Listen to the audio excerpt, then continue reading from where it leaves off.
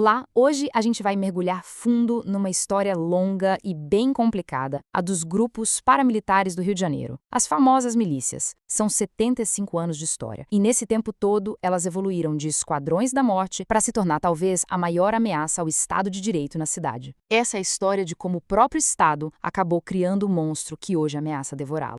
Essa citação que está na tela resume bem a essência do problema. Diz o seguinte: o Estado, ao permitir e por vezes incentivar a violência policial extrajudicial, chocou o ovo da serpente que agora ameaça suas próprias instituições. É uma ideia muito forte, né? E é ela que vai guiar toda a nossa análise de hoje. Então, a grande pergunta que a gente quer responder é essa: como é que grupos que apareceram com a promessa de proteção acabaram se tornando a maior ameaça do Rio de Janeiro? Para entender essa virada, a gente precisa voltar bastante no tempo. Tudo começa aqui, mais ou menos na década de 50. Esse é o embrião da violência, sabe? A semente de tudo que a gente vê hoje em dia. Ok, vamos passar por essa linha do tempo para entender as raízes da coisa. Lá em 1957, um esquadrão especial da polícia já meio que normaliza a violência sem muito controle. Pulando para os anos 60, nasce a Escuderilha Cocó, que institucionaliza a vingança policial. Na década de 70, os esquadrões da morte já operam com uma certa tolerância do Estado, com um papo de limpeza social. Mas o ponto de virada mesmo, o mais crucial, chega nos anos 80. A polícia mineira começa a vender violência. É isso mesmo, a violência vira um serviço. E aí ela deixa de ser só uma questão ideológica e se transforma de vez em um negócio. E essa lógica de negócio é o que leva à grande mutação. É aqui que a gente vê a transformação desses grupos de extermínio numa verdadeira empresa do crime. Esse slide aqui deixa a diferença bem clara. O Esquadrão da Morte tinha um foco ideológico, em exterminar quem eles consideravam criminosos. Já a milícia, não. O objetivo dela é a extorsão territorial. O foco muda completamente. Passa a ser controlar as comunidades para gerar lucro. Simples assim. E esse aqui foi o modelo de negócios que permitiu toda essa expansão. O modelo que foi criado lá em Rio das Pedras. Primeiro passo, expulsar os traficantes. Com isso, eles ganham o apoio da população. Segundo passo, cobrar uma taxa de segurança. Terceiro, monopolizar serviços essenciais, tipo gás, internet. E por último, o passo mais importante, controlar o voto local, transformando assim poder armado em poder político. E com esse modelo de sucesso, as milícias construíram um verdadeiro império econômico, chegaram no auge do poder delas. Olha só a diversidade dos negócios. É impressionante! Vai do setor imobiliário, com construções ilegais, até o monopólio do gás de cozinha com preços absurdos. Eles controlam o gatunete, o transporte alternativo, cobram taxa de todo e qualquer comércio e chegam a explorar até extração ilegal de areia. É um controle total sobre a vida das pessoas e a economia dessas comunidades. Guardem bem este número, 24.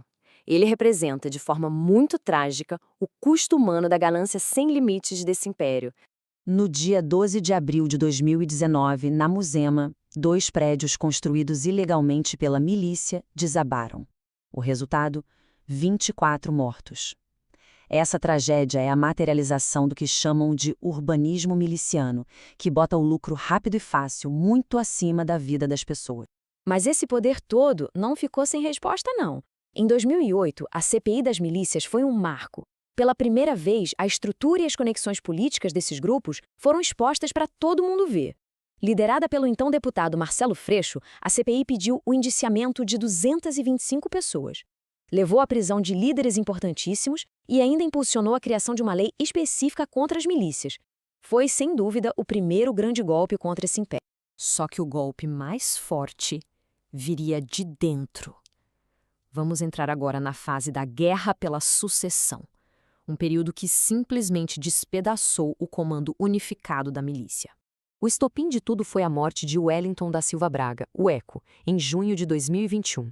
Ele era o chefão da maior milícia do Rio, e a morte dele numa operação policial criou um vácuo de poder gigantesco e de forma imediata. Com o Eco fora do jogo, uma verdadeira guerra civil explodiu entre duas facções. De um lado, o Bonde do Zinho, que era irmão do Eco e herdou o território principal lá na Zona Oeste. Do outro, a milícia do Tandera, um ex-aliado que rachou com o grupo e dominava a Baixada Fluminense. E o resultado dessa briga interna foi devastador para eles. A milícia, que antes era um bloco coeso, ficou enfraquecida, fragmentada e, pela primeira vez em muitos anos, vulnerável ao avanço dos seus maiores rivais. E isso tudo nos traz ao cenário atual. Enquanto a milícia perdia força nas ruas, as conexões dela no topo do poder estatal foram reveladas de uma forma chocante, mostrando que o Estado não era só conivente, mas um verdadeiro sócio no crime. Esse gráfico aqui mostra bem essa virada no tabuleiro. O Comando Vermelho, se aproveitando dessa guerra interna da milícia, expandiu seu território de uma forma absurda e hoje domina 47% das áreas conflagradas do Rio. As milícias, pela primeira vez em 2 décadas, estão batendo em retirada. E aí veio a primeira grande bomba política. A Polícia Federal identificou os mandantes do assassinato da vereadora Marielle Franco, os irmãos Brazão, um deles conselheiro do Tribunal de Contas do Estado e o outro deputado federal. E a motivação? Proteger os interesses imobiliários da milícia contra a fiscalização que a Marielle fazia. A segunda bomba veio logo depois. O presidente da Assembleia Legislativa do Rio, Rodrigo Bacelar, foi preso. A acusação é gravíssima: vazar informações sigilosas de operações policiais para criminosos. Isso provou que a milícia não tinha apenas representantes, tinha sócios no topo do poder. O que nos leva a essa conclusão, que é bem assustadora.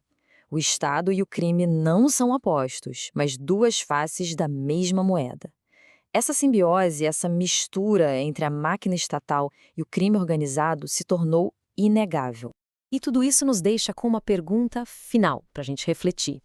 A verdadeira batalha contra o crime organizado acontece nas favelas, com fuzis e carros blindados? Ou será que ela precisa ser travada, na verdade, nos gabinetes do poder, onde as verdadeiras alianças são costuradas?